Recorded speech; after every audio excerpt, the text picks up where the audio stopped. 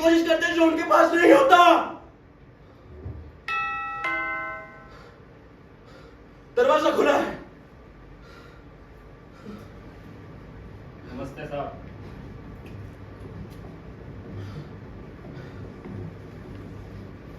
वो बोतल वहां रख दो। बिल कितना हुआ तुम्हारा? 985 रुपये।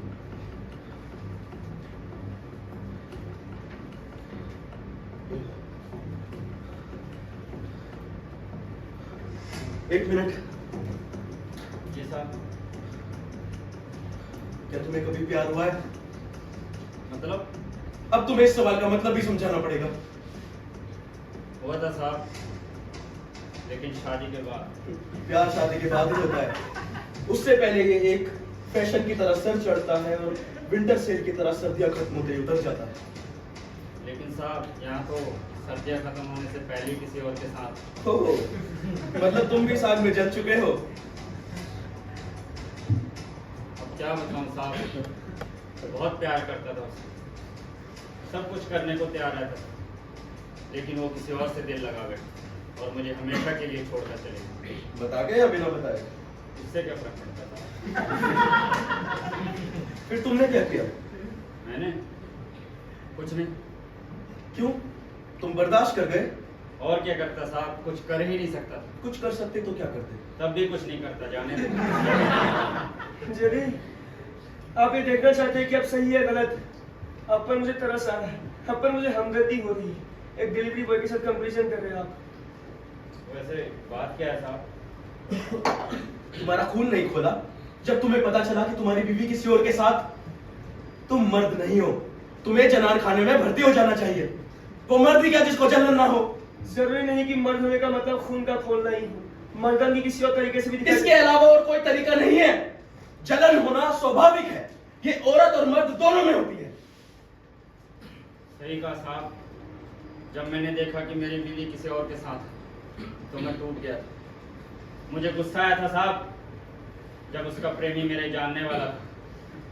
मैंने उसके मारने का इंतजाम भी किया, पूरी योजना बनाई थी, और फिर एक रात मन पक्का किया और चल पड़ा हम दोनों को मारने के लिए। फिर क्या हुआ? गया था मारने साहब, लेकिन खुद मरकर चला आया। क्या हुआ उस रात? उस रात जब मैं उसके घर के करीब पहुंचा तो एक छोटी सी खिड़की दिखाई दी, और उस खिड़की से मैंने जब अंदर झांकने की कोशिश की और मैंने देखा। क्या देखा? मैंने देखा। क्या वो सेक्स कर रहे थे? नहीं साहब। तो फिर क्या देखा? साहब, मेरी बीवी उस आदमी के साथ उसके बिस्तर पर बैठी हुई थी और अपने प्रेमी को मेरी कमियां बता रही थी।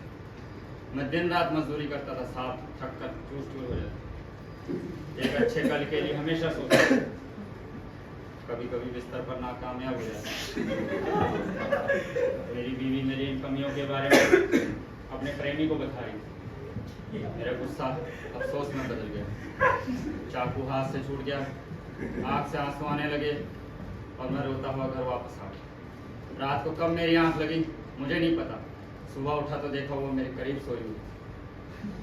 वो रात को कब आई पता नहीं। थोड़ी देर तक उसको सोते हुए देखता रहा और उसी वक्त मैंने गांव छोड़ने का फैसला किया। उसे उठाया और कहा, तू आज से आज़ाद है, तुझे जहाँ जाना तू जा, जिसके साथ रहना तू रह सकती है। मैं आज से ये गाँव छोड़कर जा रहा हूँ। और साहब, मैं मुंबई चला आया। तो उसके बाद तो अपनी बीवी से कभी नहीं मिले? नहीं साहब, मैं दोबारा कभी गाँव नहीं गया। तो तुमने अपनी बीवी और उसके प्रेमी को छोड़ दिया? हाँ साहब। तुम्हें क्या लगता है तुम्हारी बीवी अपने प्रेमी के साथ खुश होगी? ये तो नहीं पता साहब। नहीं, तुम्हारी बीवी अपने प्रेमी के साथ खुश नहीं होगी। वो दर दर की ठोकरें खा रही होगी और उसके प्रेमी को कोई और पसंद आ गई होगी। तुम्हें उसके प्रेमी को तभी मार देना चाहिए था। मैंने जो भी किया अपनी बीवी की खुशी के लिए किया। तुम मर्द नहीं हो। साहब, मुंबई में मेरे 2 बच्चे हैं और मेरी दूसरी बीवी मुझसे बहुत खुश रहती है। जा सकते हो। जाते जाते एक बात पूछना चाहता साहब। पूछो। वो बंदूक किसके लिए? ये बीवियों के प्रेमियों को मारने के लिए। तुमको चाहिए? मैंने साथ चलता हूँ। कैसे कैसे पागल है इस दुनिया में। ये पागल नहीं है, ही इज ऑनेस्ट मैन।